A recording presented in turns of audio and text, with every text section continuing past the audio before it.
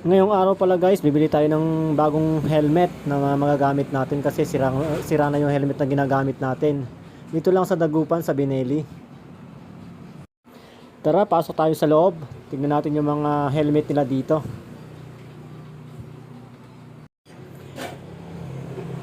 Yun nga, mga idol, sa sobrang excited, sinampaan ko na agad yung isang big bike ng Bineli. Yan. Ganito pala kasarap sumakay sa big bike guys. Ayan, komportable. Ito na nga, nakapili na nga tayo ng bibili nating helmet. Ayan, yan po yung napili natin guys. Yan, sinuot natin. Tapos, ayun, babayaran na natin. Inaantay lang natin yung resibo na ibigay sa atin. Tapos, iuwi na natin yung helmet na nabili natin.